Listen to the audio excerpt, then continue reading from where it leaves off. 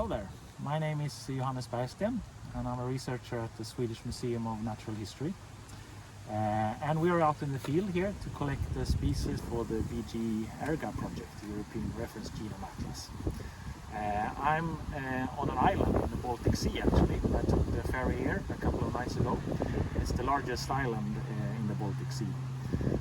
And we have gone here to a kind of particular habitat. It's a shallow lake and some side pools with calcareous mud bottom, charophytes, and a sawgrass sedge here in the background that's traditionally used to make roofs on houses here on Gotland.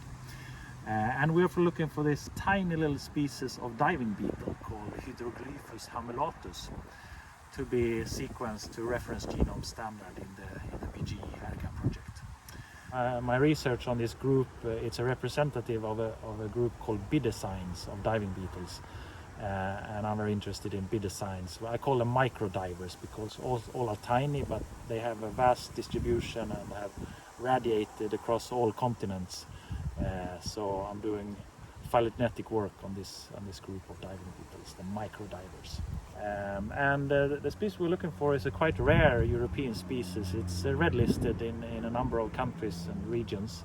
And it occurs only in the countries around the Baltic Sea and a bit eastward towards Russia and there, south to Czech Republic. So it's not easy to find, but if looking up this particular kind of habitat, I think we'll be able to find it. And we'll try to collect a series of it and bring it back alive to the lab. It will be sequenced to reference genome standard in the BG project. Quite useful with this little pipette to take up these small diving beetles.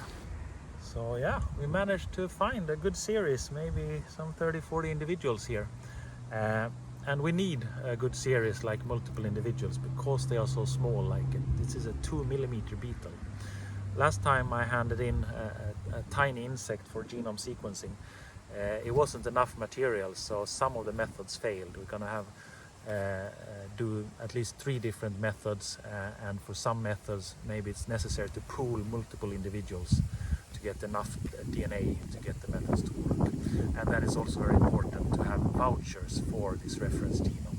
The specimen that will be used for the genome assembly will be completely consumed, so it will not be enough to have that as a voucher. We have to have additional individual that will function as para-vouchers, mounted or stored in alcohol, but also dry mounted and curated in a museum available for morphological studies, so we know what this reference genome represents.